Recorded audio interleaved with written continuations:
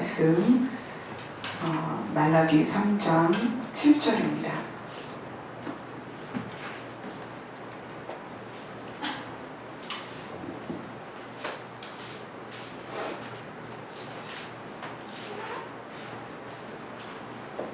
말라기의 경고 네 번째 시간입니다. 우리가 어떻게 하여야 돌아가리까? 7절 같이 읽겠습니다. 시작. 만군의 여호와가 이르노라. 너희 조상들의 날로부터 너희가 나의 규례를 떠나 지키지 아니하였도다. 그런즉 내게로 돌아오라. 그리하면 나도 너희에게로 돌아가리라 하였더니 너희가 이르기를 우리가 어떻게 하여야 돌아가리까 하는도다. 말라기를 시작하면서 제가 그런 말씀을 드렸습니다. 지금 우리가 말라기의 시대에 살고 있다. 그렇기 때문에 말라기의 경고는 바로 우리에게 주시는 말씀입니다. 참 슬프게도 4,000년의 구약의 역사에, 이스라엘의 역사에 하나님은 함께 하셨습니다. 하나님은 늘 당신이 살아계신 것을 보여주셨고, 당신이 이스라엘을 얼마나 사랑하는지를 보여주셨고, 하나님께서 이스라엘과 온 인류의 역사를 어떻게 이끌어 가시는지를 낱낱이 보여주셨습니다. 그럼에도 불구하고 정말 슬픈 것은 4,000년의 구약의 역사를 마무리하는 시점, 그 이스라엘의 구약의 역사를 마무리하는 시점에서 하나님이 이스라엘 백성에게 뭐라고 말씀하시는 거예요? 지금 오늘 이렇게 말씀하십니다. 내게로 돌아오라.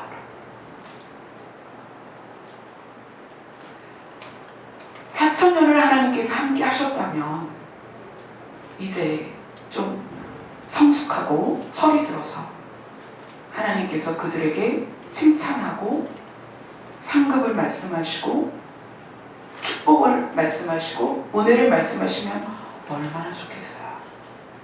그런데 4,000년의 마무리가 뭐냐면 하나님께서 그들에게 돌아오라는 거예요. 그러니까 이스라엘 백성이 이렇게 대답합니다. 우리가 어떻게 해야 돌아갑니까?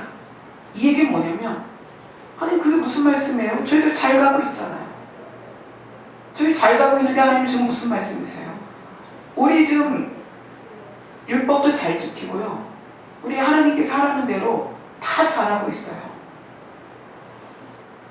그런데 하나님은 그게 아니라는 거예요. 돌아오라는 거예요. 지금 말라기의 시대를 살면서 다시 오실 그리스도를 기다리는 우리에게 하나님께서 그렇게 말씀하시는 거예요. 돌아와라. 신약이 시작한 시점부터 2000년이 지난 지금 하나님께서는 이방인에게 놀랍게 역사하셨습니다. 자기 백성 이스라엘을 전 세계에 흩으시고 이스라엘에게 주실 그 축복을 이방인들에게 주셨어요. 그래서 이방의 하나님을 믿는 그 백성들에게 얼마나 많은 축복을 주셨는지 하나님을 믿는 국가들이 거의가 다 선진국들이에요. 우리나라만 해도 항공기에서 내려보면 밤하늘에서 내려다보면 이 남쪽 땅 전체가 다 빨간불이 켜있어요. 십자가 등이죠. 그리고 우리나라도 경제적으로 지금 물론 이제 어려운 사람들도 있지만 어렵다 해도 제가 교회 밖을 나가면 이 코너 사거리에 새벽 4시, 5시까지 사람들이 고기 먹고 술 먹고 그래요. 돈이 없으면 못 먹죠. 근데 고기 먹고 술 먹고 놀 만큼의 여유는 갖고 있다는 거예요. 우리나라가. 명절 때 보세요. 뭐 맨날 그러잖아요. 해외로 나가는 인원이 사상 최대다. 늘 경신하고 있거든요.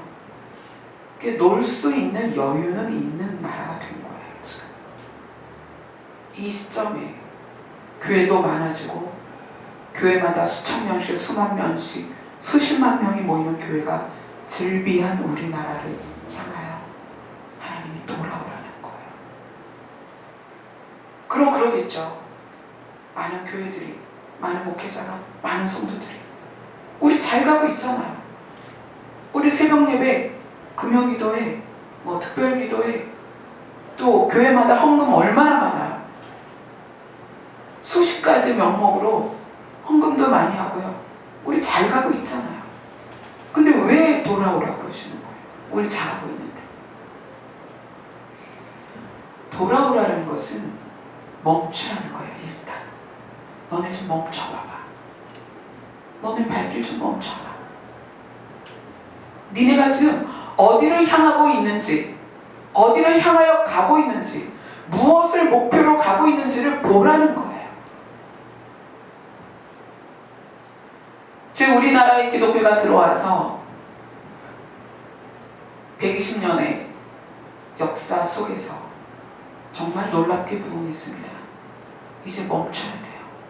멈추고 무엇을 목표로 어디를 향하여 가고 있는지를 봐야 돼요.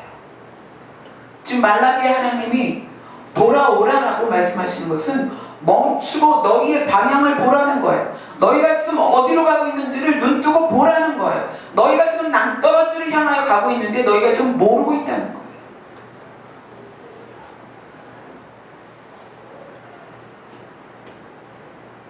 이것을 어떻게 알 수 있냐면 이 말라기 이후에 400년의 암흑기가 지나고 예수님이 오십니다.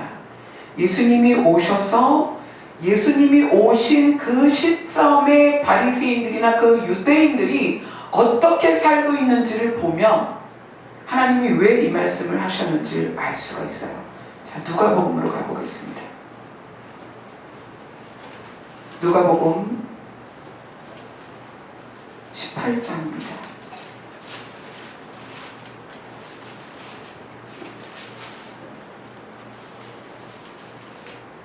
누가복음 18장 9절부터 12절입니다.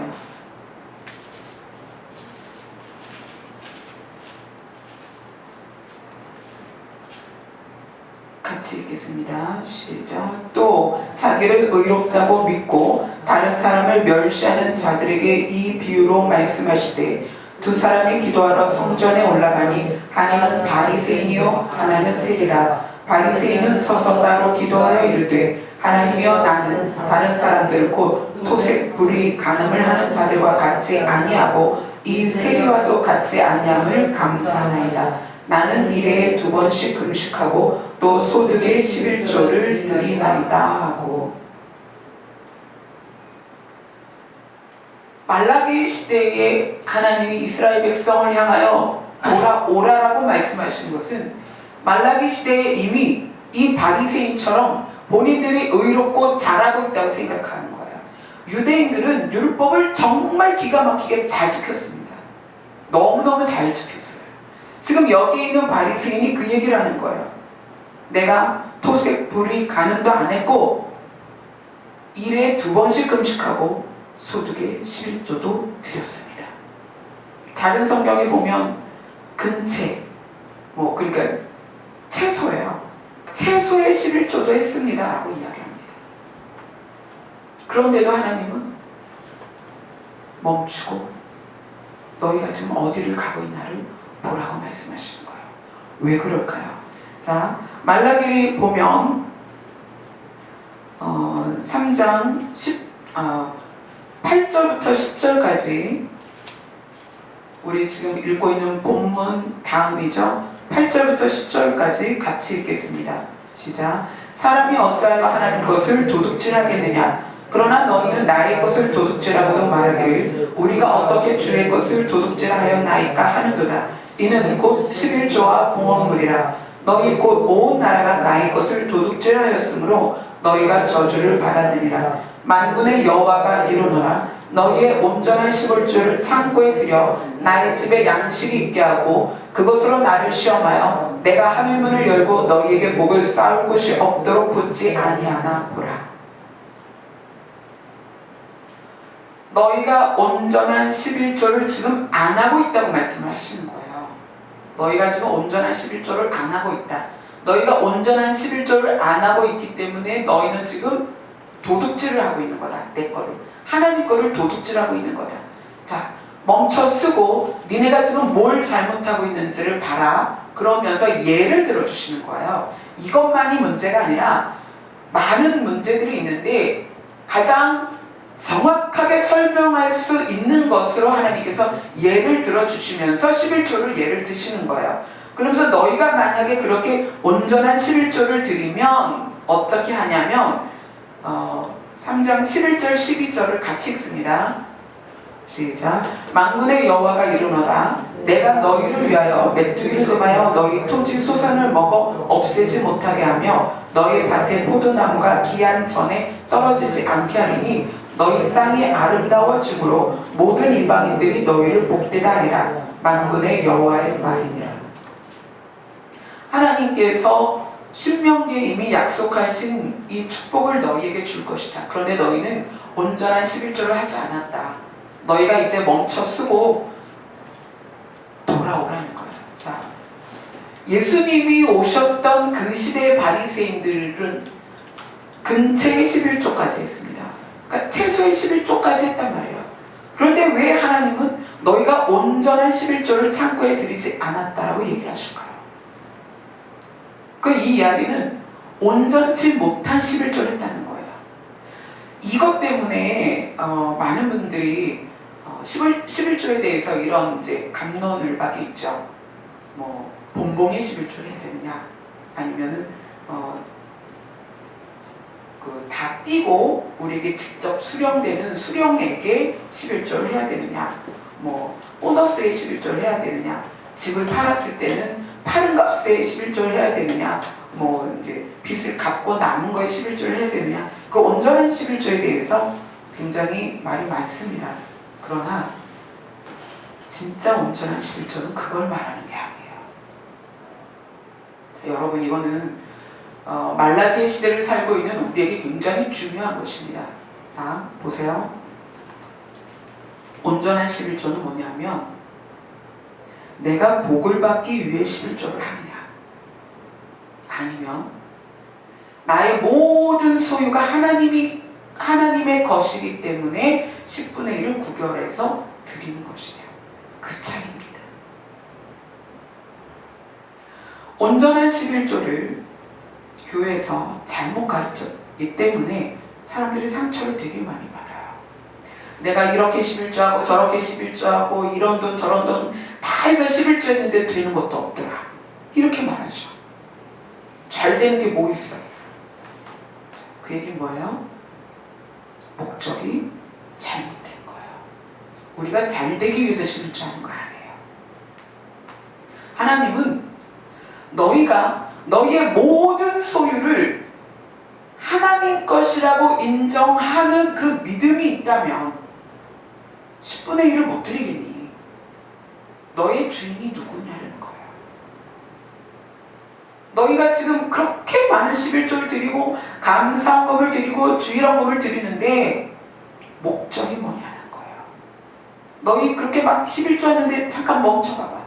내가 가난해서 11조 받는 것도 아니고 내가 가난해서 헌금 받는 게 아니야. 잠깐 멈춰봐봐. 그리고 보라는 거야. 너희의 봉헌물의 목적이 뭐냐는 거예요. 여러분, 온전한 11조는 액수에 있는 게 아니에요. 어디에서 얼만큼 띄었느냐, 세금을 제하고 뛸 것이냐, 세금을 포함한 걸 뛸 것이냐, 이런 문제가 아니에요. 우리의 온전한 11조는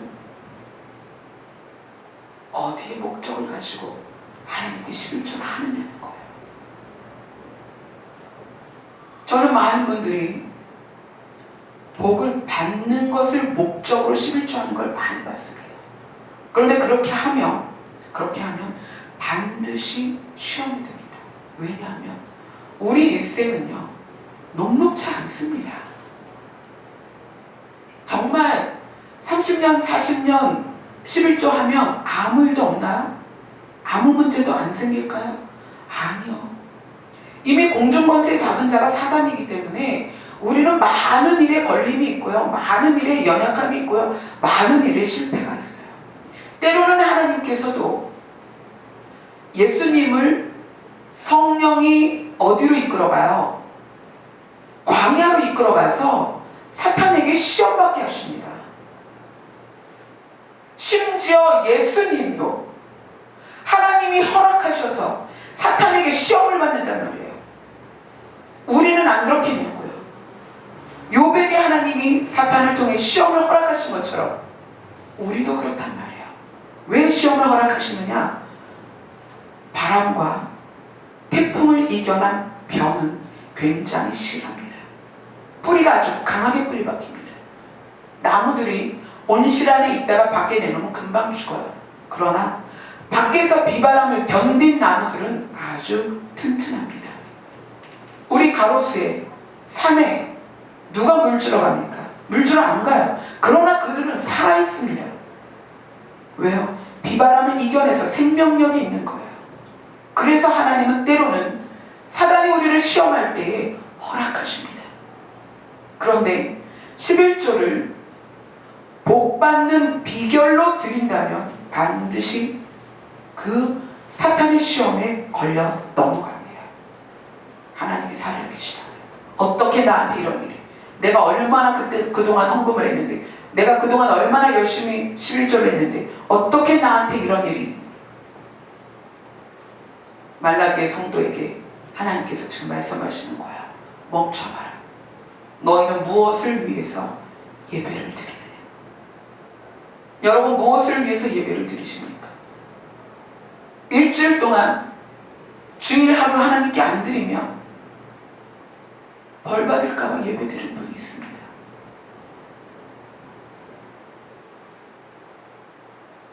수십 년 교회를 다녔기 때문에 찝찝한 거야. 예배 안 드리면 찝찝한 거야. 그래서 예배 드려요. 그리고 예배를 드렸다고 말하죠. 왜 성도들이 헌금 안 할까요? 왠지 헌금 안 하면 하나님께서 물질의 복을 안 주실 것 같아서. 그래서 헌금을 해요. 자, 초점이 뭐냐면 모든 사람들이 자기를 위해서 예배를 한다는 거예요. 내가 잘 되려고, 내가 하나님한테 벌 안 받으려고, 내 가족이 잘 되려고, 내 사업이 잘 되려고, 내가 좋은 대학 가고 싶어서, 그래서 기도하고 예배드리고 헌금을 한다는 얘기예요. 그래서 하나님이 이 말라기의 백성들에게 그렇게 말하는 거예요. 멈추고 이제 돌아와라. 나에게 돌아와라. 너희들의 목적이 내가 돼야 되는데 너희는 왜 너희를 위하여 제사를 드리고 너희를 위하여 11조를 하고 너희를 위하여 양을 잡느냐. 지금 그 말씀을 하시는 거예요.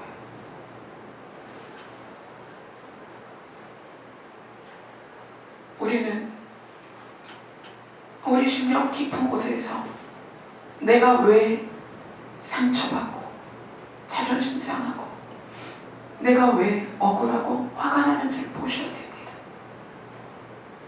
그 이유는 내가 아직도 나를 위해 달려가고 있기 때문이에요. 나를 위해 달려가고 있기 때문에 나를 위해 달려가는 그 길에 걸림이 될 때마다 화가 나는 거예요. 분노가 치미는 거예요. 그리고 속상하고요. 억울하고요. 어쩔 땐 자존심이 상하는 거예요. 여러분이 하나님을 향하여 달려보세요. 하나님을 향하여 달려갈 때에 굶주림이나 헐벗음이 부끄러움이 아니에요. 하나님을 향하여 하나님을 위하여 살 때에는요 가난도 면류관이에요.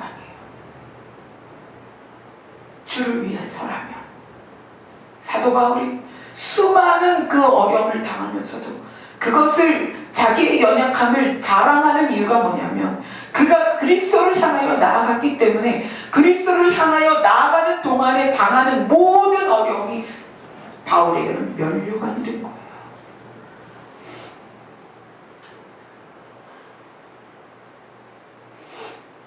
지금 이 시대에 너무나 잘 먹고 잘 사는 우리들에게 하나님께서 말씀하시는 거예요.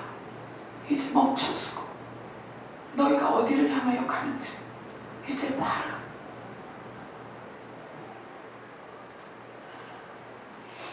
저도 누구보다 자존심 굉장히 강한 사람이었고요. 완벽한 사람이었습니다. 집에 조금이라도 흐트러진 게 있으면 아무도 못 오게 했어요. 완벽하게 깨끗하게 세팅될 때만 사람들을 지금 초청하던 사람이었어요. 부교육자로 일할 때도 어떻게 그렇게 모든 일에 탁월할 수 있느냐라고 말을 들을 정도로 최선을 다해서 일했어요. 그런데 그것이 저를 위한 것이었어요. 저의 명예, 평가, 저의 가치, 저의 자존심.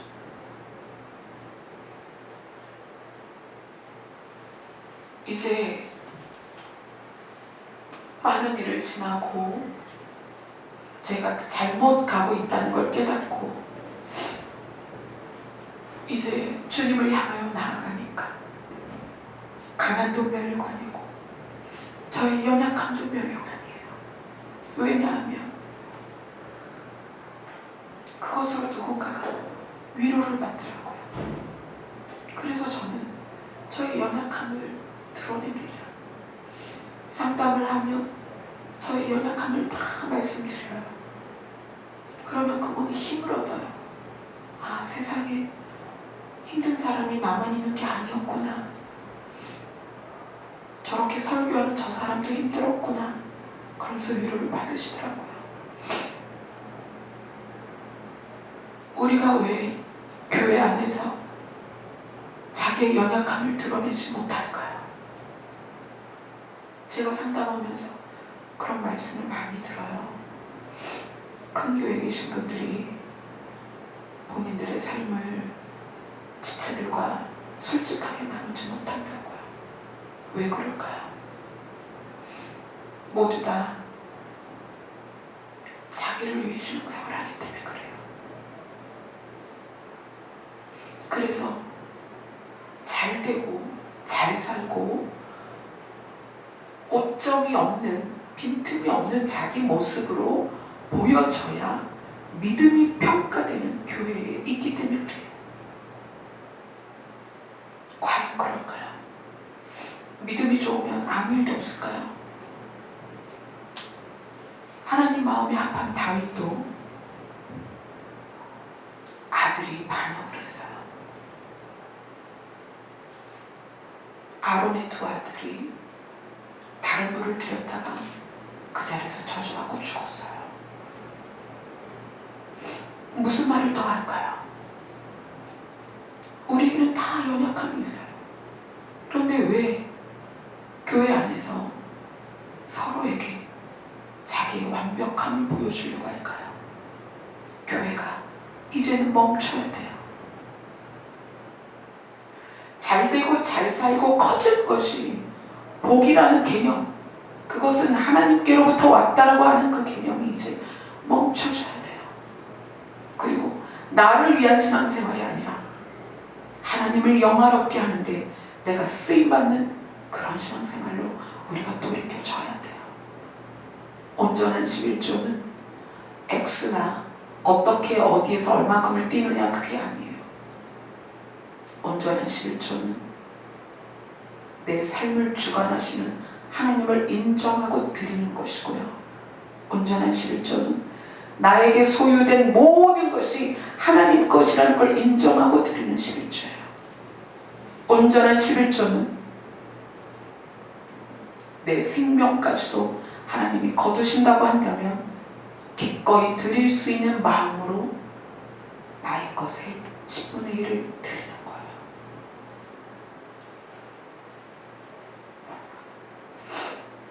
이제 우리 협상을 그만둬야 돼요. 거래하지 맙시다. 하나님께 제가 이만큼 했으니까 하나님 이렇게 해주세요. 제가 이렇게 작정기도 40일 또 금식 40일 40번에 몇 번 내가 주일성수 20년 새벽기도 몇 년 이런 걸로 딜하지 마세요. 하나님한테 내가 이렇게 했으니까 하나님 이런 건 들어주셔야 되는 거 아니에요? 이렇게 말씀하지 마세요. 하나님은 우리가 성숙하길 원하십니다. 어린아이 때는 그럴 수 있어요. 어린아이 때는 아버지가 그럴 수 있잖아요. 너 가게 가서 두부 하나만 사와. 그러면 아빠가 1,000원 줄게. 이럴 수는 있어요. 그건 어릴 때 이야기죠. 학생 때까지 너 이번에 시험 평균 90점 넘으면 네가 사달라고 하는 노트북 사줄게. 그럼 애들 열심히 공부해요. 그럴 수 있습니다. 그러나 이제 우리가 장성한 분량에 이르러야 돼요. 왜냐하면 우리가 말라기 시대에 살고 있기 때문에 그래요. 이제 주님이 곧 오실 거거든요. 하나님께서 이 말라기 시대에 이스라엘 백성들에게 하신 말씀이 이제 내게로 돌아오라는 거예요.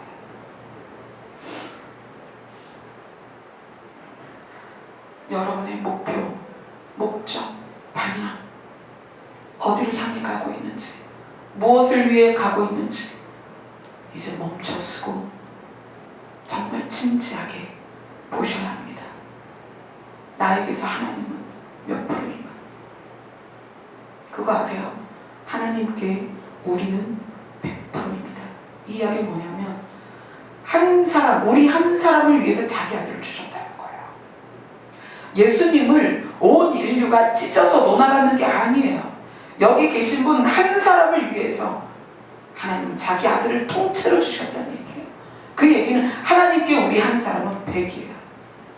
우리에게 하나님이 100이냐는 거예요. 그렇습니까? 우리에게 하나님이 100입니까? 아니면 우리가 잘되기 위한 도구로서의 하나님입니까? 이제 9월도 얼마 남지 않았어요. 여러분, 올해가 저물어 가고 있죠. 이 가을에 여러분들 안에 하나님이 여러분의 100%가 되기를 바랍니다. 그리고 정말 온전한 11조, 거래하고 협상하고 딜하는 11조가 아니라 진짜 온전한 11조를 기쁨으로 여러분이 하나님께 드려보세요.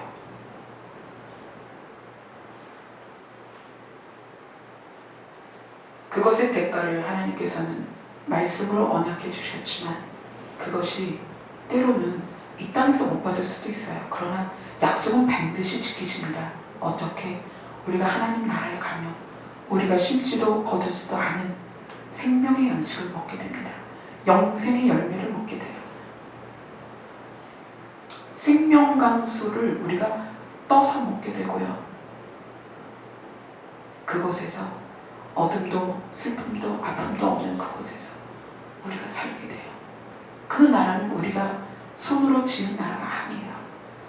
예수님께서 마련해 주신 나라죠. 그걸 받을 수 있다는 거예요. 이 땅에서 무엇으로 그것과 가치를 비길 수가 있을까요? 오늘 말라기의 주님의 말씀, 하나님의 말씀, 내게로 돌아오라. 내게로 돌아오라. 그리하면 나도 너희에게로 돌아가리라. 여러분, 이제 돌이키고 주님 앞에 서셔야 됩니다.